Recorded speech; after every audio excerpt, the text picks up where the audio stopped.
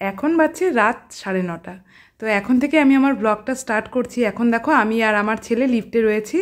আসলে একটু নিচে গেছিলাম, আমার যে বান্ধবী আছে কাকুলি, তোমরা অনেকেই চেনো, তো ও রান্না করে পাঠিয়েছিল শুকনা মাছ, ওর হাজব্যান্ড এসে দিয়ে গেল। তো এই মাত্রই দাদা দিয়ে গেল। আসলে ওর সাথে আমি ফোনে কথা বলছিলাম, ও আমাকে বলেছিল আগে আজকে কিন্তু ডিনার করিস না, আজকে একটা দারুণ জিনিস বানাচ্ছি, আমি তোর জন্য পাঠিয়ে দেবো। আর আজকে বাড়িতে আমার রান্না হয়েছিল চিংড়ি মাছ। তো চিংড়ি মাছটাকে স্কিপ করে দেখো আমি শুকনা মাছ দিয়েই খাচ্ছি। আসলে এতটাই ভালো লাগে, আর সবসময় রান্নাটা করা হয়েও ওঠে না। আর আজকে শুকনো মাছটা আর কি কাকলি আর দাদা দুজন মিলেই রান্না করেছে, আর খেতেও ভীষণ ভালো হয়েছিল। আর একটা জিনিস দেখবে, কেউ যখন তুমি কি খেতে ভালোবাসো সেটা জানার পরে সেটা তোমার জন্য মানে করবে বা দিয়ে যাবে, যাই বলো না কেন, তখন কিন্তু মনে খুব আনন্দ হয়। তো যাই হোক, এরই নাম হয়তো ফ্রেন্ডশিপ, বন্ধুত্ব, যাই বলো না কেন। তো মা বাবা দুজনেই কলকাতায় গেছিল, তো আজকে ফিরছে সম্ভবত আজ ভোর রাতেই আর কি ঢুকবে। 3:30টার সময় ট্রেন ঢুকে যাবে জলপাইগুড়িতে। বলছে তো থাকবে না, আবার পরের ট্রেনেই বেরিয়ে যাবে উত্তরবঙ্গে আর কি। তো 2 ঘন্টার জন্যই আর কি আমার বাড়িতে আসছে। আমার ছেলের তো এই নিয়ে মন খারাপ, দাদুন দিদুন আসছে, কেন থাকবে না। আর বাবার তো আসা হয়ই না, বাবা এতটাই ব্যস্ত থাকে, মা তাও আসে। এখন বাজছে ভোর 3:45 মতো।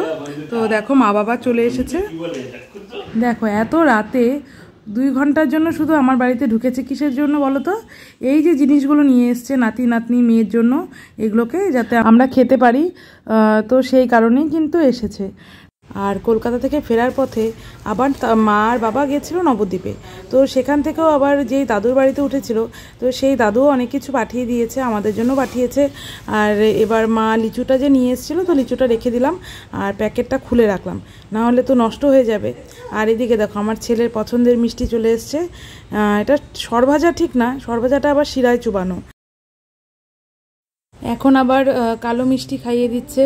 তো প্রচুর মিষ্টি নিয়ে এসছে, আর যা পারছে আর কি খাইয়ে দিচ্ছে, নিজের হাতে নাতিকে খাওয়াচ্ছে। আর নাতনিকেও ডেকেছে, নাতনি তো ঘুম থেকে উঠতে চাইছে না।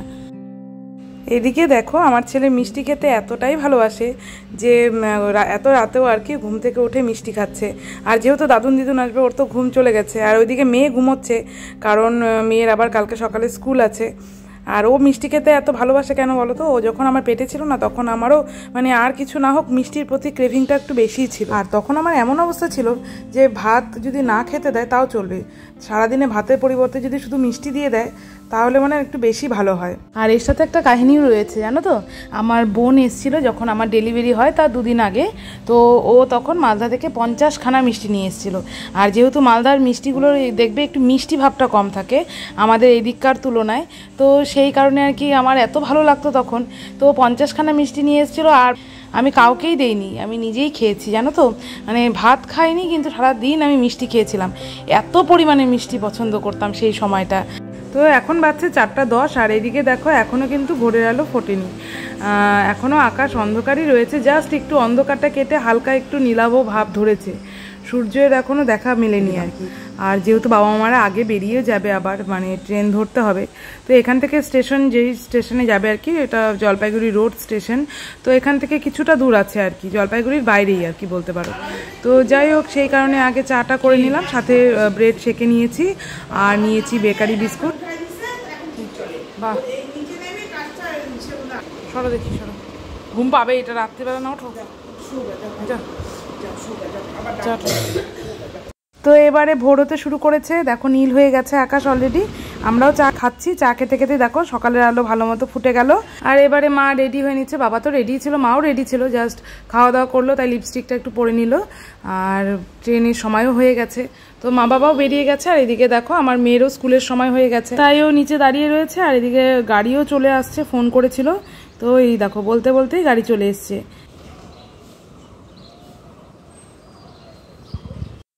আর নিচে ওই যে দেখতে পাচ্ছ আমার মেয়ে যাচ্ছে দেখো স্কুলে।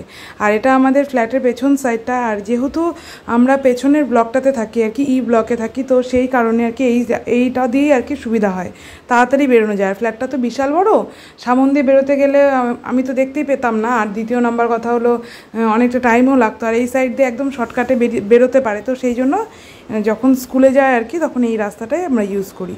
আর আজকে দেখেছো আকাশের অবস্থা, আজকে বেশ মেঘলা করেছে আকাশ, আর যখন তখন বৃষ্টি আসলো বলে।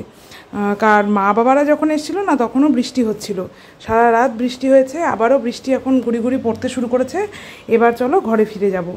আর ওইদিকে আবার ছেলেকেও ওঠাতে হবে, ছেলেরও স্কুল আছে, আমার হাজব্যান্ডও আবার ঢুকে যাবে, ওরও ট্রেনের সময় হয়ে এসছে, মানে ও কলকাতা থেকে আজকে ফিরছে আর কি। এখন নিচে গিয়ে আগে ছেলেকে ওঠাবো, তারপরে দেখি যদি হাজব্যান্ড চলে আসে তো ওই গিয়ে ছেড়ে আসবে স্কুলে, নাহলে তো আমাকে যেতে হবে। তো বলতে বলতে আমার হাজব্যান্ডও চলে এসছে, এখন ওর জন্য চা করে নিলাম। আর এখানে দেখো আমার ছেলের জন্য দুধ গরম করে নিয়েছি, আর এখানে ব্রেড সেকে দিচ্ছি। তো দুধ আর ব্রেড খেয়ে ও স্কুলে চলে যাবে। আর ওইদিকে আমার হাজব্যান্ড ওকে রেডি করছে, দাঁড়াও দেখাচ্ছি তোমাদের। তো এই দেখো ওর পাপা চলে এসেছে, পাপাই আজকে বেটুকে রেডি করছে।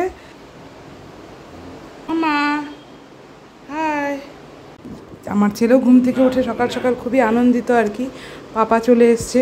এবার চলো গিয়ে ওকে আগে আমি ব্রেকফাস্টটা দিয়ে দিই। তো আজকে হচ্ছে খিচুড়ি।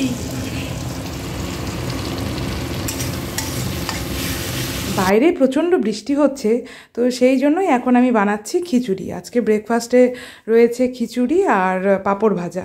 তো দেখো খিচুড়িটা আমি এখানে সিদ্ধ করতে বসিয়ে দিয়েছি, আর এখানে ফোড়নের জন্য আমি পেঁয়াজ, রসুন, আদা, তারপরে কালো জিরা, তেজপাতা, শুকনো লঙ্কা দিয়ে দিলাম। আসলে এটা মুসুর ডালের খিচুড়ি হচ্ছে। তো এই দেখো আমার খিচুড়িটা রেডি হয়ে গেছে, আর এখানে আমি পাঁপড় ভেজে নিয়েছি। এবার আমি আমার হাজব্যান্ডের জন্য বেড়ে নেব, ওকে এখন খেতে দিয়ে দেবো, কারণ এতটা জার্নি করে এসছে, একটু ঘুমানোর প্রয়োজন আছে। আর ইলেকশন ডিউটি চলেছে প্রায় 1 মাস হলো, তো বাইরে কি খেয়েছে না খেয়েছে, রেস্টও হয়নি সেরকমভাবে, তো সেই কারণে ওকে আগে আমি ব্রেকফাস্টটা দিয়ে দিচ্ছি। আর আমি কি রান্না করতে করতে ও বাজার করে চলে এসছে।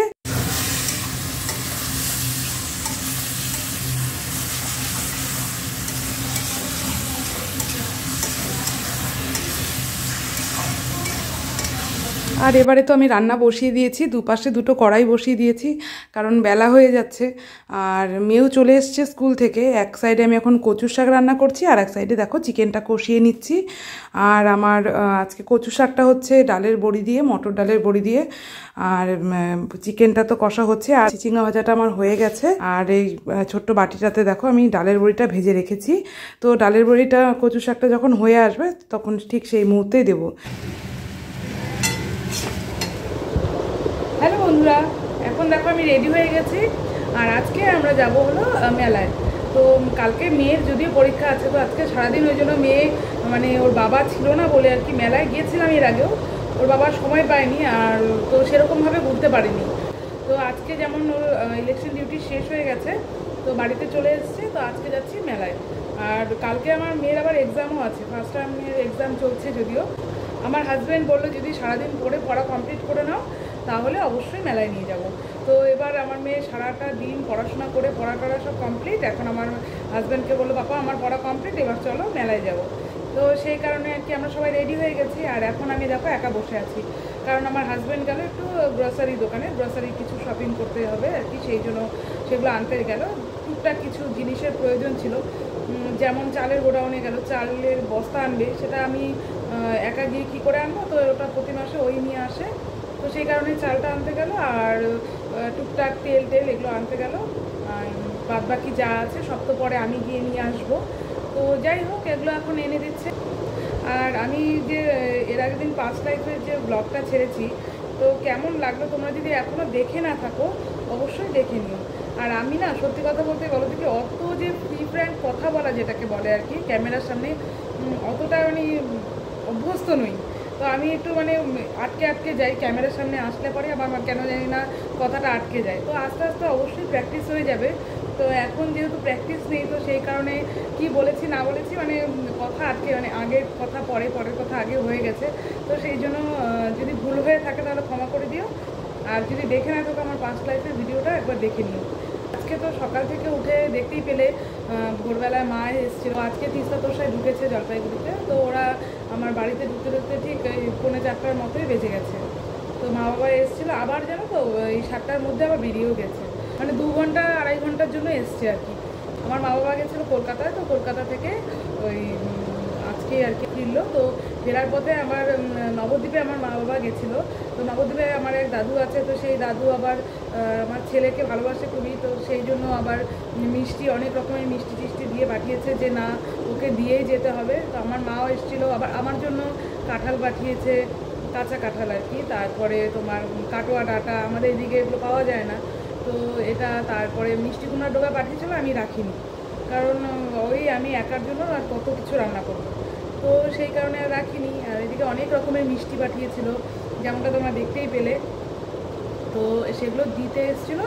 তারপরে দিয়েতে মা বাবা সকালবেলা একটু চা খেলো, আমি একটু চা করে দিলাম, রুটি সেঁকে দিলাম, বিস্কুট দিলাম। তারপরে আর তো অত সকালে এখন কী করবো বলতো, মানে মিষ্টি টিষ্টি যাই হোক একটু খেয়ে দেয়, তারপরে আর কি মা বাবা বেরিয়ে গেছে। তাও বাবা তো আধ ঘন্টা একটু শুয়ে রেস্ট করলো, মা তো রেস্ট করার কোনো কথাই নেই, যেহেতু এসছে 2 ঘন্টার জন্যই আর কি। তো সেই মানে রাত 3টার থেকে আমিও যাক না, মা বাবাও যাক না, তো ওই বাড়িতে এসেছিলো জন্য একদম মানে সারাটা দিন আর মানে শোয়া হয়নি। তো দেখি আজকে ভাবছি একটু তাড়াতাড়ি রান্না করে খেয়ে খাওয়া দাওয়া করে শুয়ে পড়বো, সারাটা দিন ক্লান্ত খুবই গেছে। আর 2 দিন থেকে মানে কি বলবো, রাত্রিবেলা হলেই দাঁতে প্রচণ্ড ব্যথা হচ্ছে। কালকেও যেমন রাত্রেবেলা শুয়েছি তখন কটা বাজে, 12টা, তারপরে থেকে দাঁতে ব্যথা, ওষুধ খেয়েও যেমন তো দাঁতে ব্যথা কমছে না, তারপরে কিছুতেই কমছে না। তখন হলো লং দাঁতের মধ্যে চাপা দিয়ে একটু শুলাম, তাও কমছিল না আর কি। না, লংটা দিয়েছি ভোরের দিকে, ভোরের দিকে, এই তোমার ধরো 2:30টার দিকে দিয়েছি, এদিকে আবার 3টার থেকে তো জাগনাই আছি। মা বাবাকে ফোন করলাম যে তোমরা কোথায় আছো, তখন বললো যে আমরা এনজিপিতে ঢুকছি। তো যাই হোক, আমি বললাম এখানে এসে কল করো, তারপরে তো এখানে এসে কল করো। তো ওই জাগনা সেই যে ভোর রাতে থেকে চলছে, তো সারাটা দিনই চলছি। মাঝখানে একটু শুয়েছিলাম, তাও ঘুম না, জাস্ট মানে খাওয়া দাওয়ার পরে এপাশ ওপাশ করে মেয়েকে পড়াচ্ছিলাম, মেয়ে পড়ছিল, মেয়েকে পড়াতে তো এখন হয় না, ও পড়ছিল, আমি পাশে শুয়েছিলাম আর কি। আমার হাজব্যান্ড বাজার টাজার করে চলে এসছে, এবারে আমরা বেরোচ্ছি মেলায় যাওয়ার জন্য। তো চলো যাওয়া যাক, প্রচণ্ড আনন্দ হচ্ছে, বাচ্চাগুলো তো বিশেষ করে খুব খুশি, এবার নিয়ে ওরা 3বার হলো মেলায় যাচ্ছে আর কি, একই মেলাতে। তো চলো যাওয়া যাক, আমরা এখন লিফটে উঠে গেছি দেখো। আর এইদিকে দেখো আমার ছেলেও আমাকে দেখা দেখি ব্লগ করছে দেখো।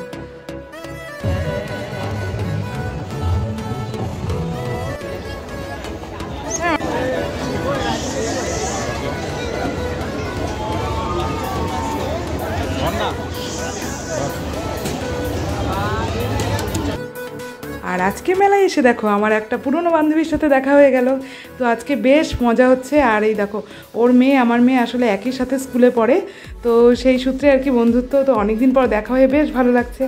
আর একটা জিনিস মজার দেখো, এতদিন তো আমি রিলসেই দেখে এসেছি, আমার ছেলেও দেখে এসছে রিলসে বিভিন্ন আইসক্রিম নিয়ে খেলা, তো যাই হোক এবার আমার ছেলেও সেটা বানাচ্ছে দেখো, আর ও তো হেসে মনে মনে হেসেই পাগল হয়ে যাচ্ছে আর কি।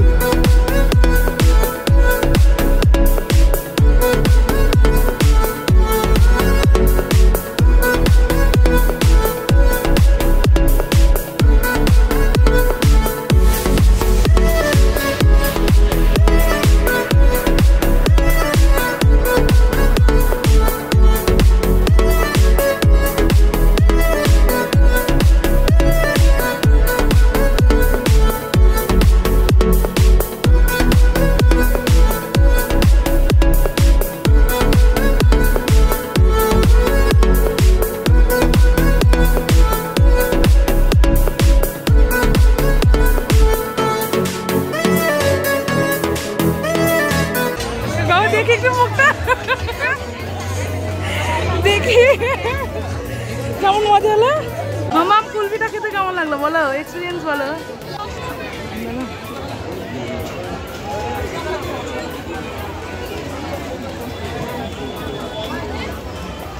কেমন লাগলো বলো, তাই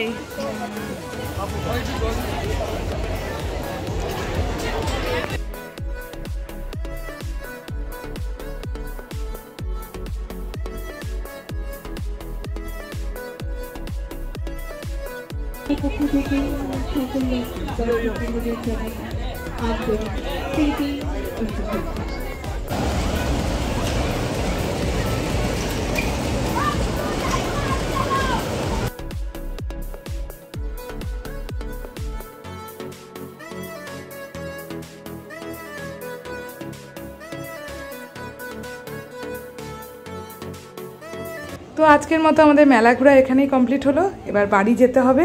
তার আগে টুকটাক কিছু ফটো তোলা ব্যাপার রয়েছে, তো সেগুলো সেরে নিই, তো চলো বাড়ি ফিরে আবার দেখা হচ্ছে।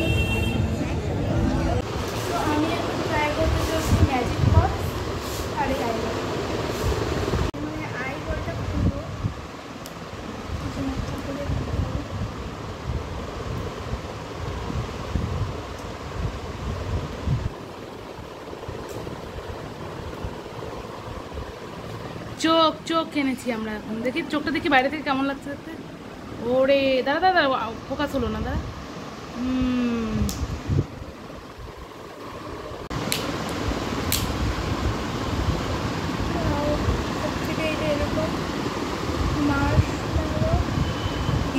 বাইরে ছিল ট্রাই করতে।